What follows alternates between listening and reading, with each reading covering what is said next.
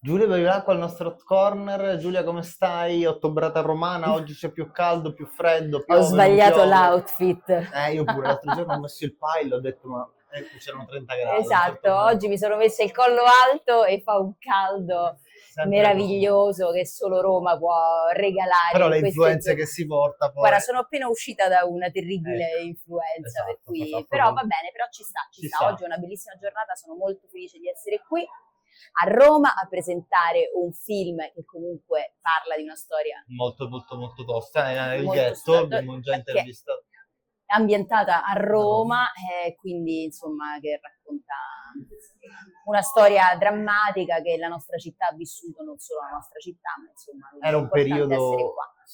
Io ti volevo chiedere subito proprio questo, cioè noi siamo un po' abituati a vedere il cinema sul fascismo concentrato sugli uomini, no? Se ci Sì. pensi. Qui invece proprio una donna poi a incarnare la ribellione in un certo senso. Allora, cosa significa per te guardare quel periodo attraverso uno sguardo femminile?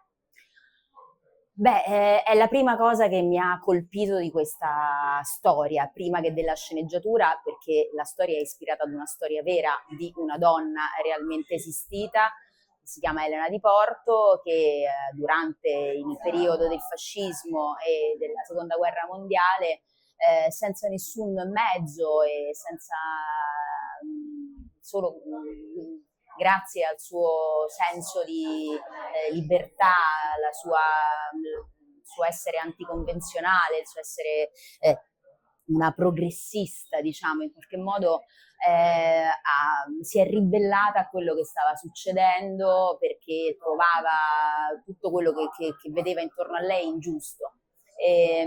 Quindi senza nemmeno essere politicizzata, ma semplicemente perché quello che vedeva era orribile, no? Era ingiusto. Lei ha tentato di ribellarsi a questo cercando di difendere chi era più debole. E questo è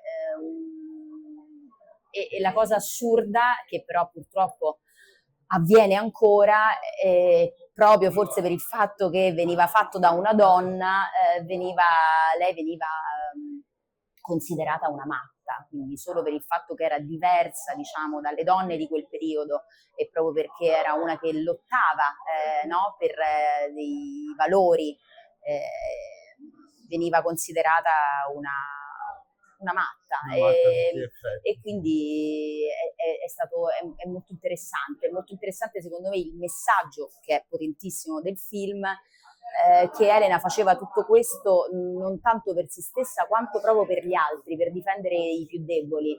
E questo concetto, secondo me, di prendersi cura dell'altro è un concetto che andrebbe ristillato, secondo me, dentro ognuno di noi. Spero che lo spettatore guardando questo film possa intercettare la propria umanità e rendersi conto di quanto questo sia fondamentale oggi più che mai, perché se riuscissimo a vedere fuori da noi stessi, ma a prenderci cura veramente di ciò che è fuori noi, sarebbe un grande passo avanti. Direi di sì. C'è un tema, no? Un filo conduttore che mi fa pensare all'essere diversi che richiede coraggio. E allora ti chiedo, credi che oggi ci sia ancora un prezzo da pagare per chi non si uniforma? Allora, il prezzo da pagare purtroppo nel nostro film c'è, perché non solo veniva considerata una matta, ma l'ha pagato la vita questa donna. Il prezzo da pagare secondo me c'è, ma vale sempre la pena battere e Battersi lottare, per. sì, sì. C'è un. Per qualcosa che è giusto, per qualcosa in cui si crede, per qualcosa che, cioè, ecco, rimanere diciamo solo degli spettatori o non fare niente è peggio che provare a fare, anche se poi dopo ci sono delle conseguenze. Tu come ti sei lasciata guidare anche da Stefano, la regia, per non cercare di cadere in quelle che potevano essere delle, insomma, no, stereotipi o comunque Beh, il retoriche? fatto che questo fosse un film storico comunque mi ha aiutato tantissimo perché io prima di iniziare il film ho fatto un bellissimo lavoro proprio di studio, di approfondimento, perché anche se conosciamo bene quel periodo e questa storia, con il tempo poi perdi tanti dettagli, no? Quindi comunque avevo anche tanto materiale su cui studiare, è stato scritto un libro su Elena di Porto, ci sono dei documenti che parlano anche della figura di questa cognata che era la moglie del fratello di Elena di Porto.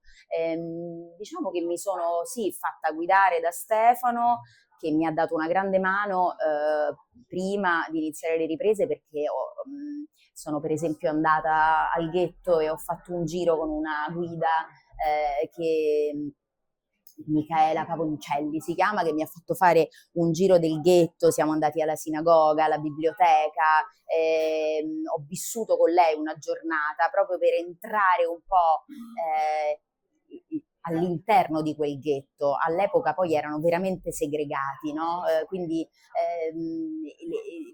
vedere come vivevano, le condizioni in cui ricerca sul vivevano. campo che hai fatto, Sì, ed è stata interessantissima. In più, un'altra cosa che mi ricordo molto bella della preparazione del film è stato un pomeriggio che sono andata da mia mamma, che anche se era molto piccola c'era in quel periodo, perché è nata nel 38 mia mamma, e le ho chiesto se aveva dei ricordi di quel periodo, e mi ha stupito il fatto che lei ne avesse tantissimi di ricordi. E quindi quella cosa mi ha molto toccata. L'idea che lei mi ha detto, sai che tutti i ricordi di quel periodo sono in bianco e nero, mi ha detto. Mi ha raccontato che le strade erano di terra, che si scendeva a prendere l'acqua alla fontanella, che appena c'era la sirena si scendeva giù in cantina, che una volta ruppe una bottiglia di vetro con cui la mamma le aveva detto di andare a prendere l'acqua, aveva appena 4 anni, 5 anni, e lei si ricorda la paura di aver rotto questa bottiglia come se fosse qualcosa per cui poi sarebbe successo, sì, ma in quel momento suonò la sirena e quindi ovviamente quella cosa passò in secondo piano, perché la prima cosa era quella di prenderla e portarla giù in cantina.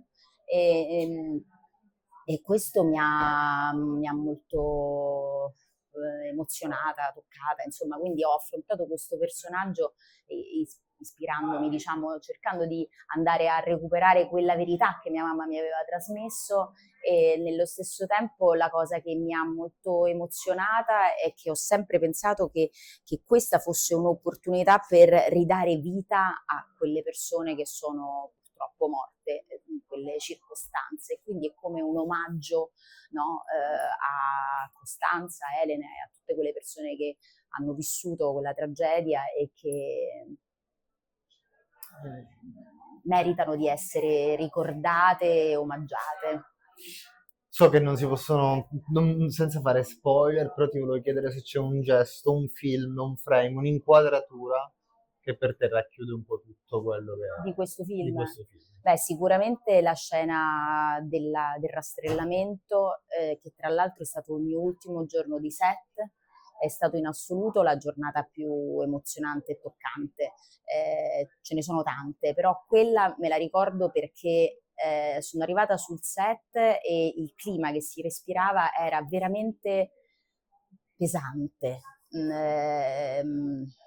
Già era Veramente in costruito. bianco e nero, cioè ho capito quello che mi diceva mia madre. A parte che veramente scenografia, costumi hanno fatto un lavoro incredibile, quindi arrivare in questa piazza che riproduceva la piazza del ghetto di Roma, con questi camion, con tutte queste famiglie che aspettavano di salire sui camion, con i gendarmi nazisti, con i fucili in mano, e non era una cosa che ha colpito solo noi cast, diciamo, artistico, ma era anche nel cast tecnico, quindi eravamo tutti, c'era un rigoroso silenzio, gli occhi lucidi, quindi quella giornata lì me la ricordo come una giornata che insomma mi ha Che ti ha veramente particolarmente, sì, portato tanto. Grazie mille Giulia, grazie a te, grazie grazie a davvero. voi.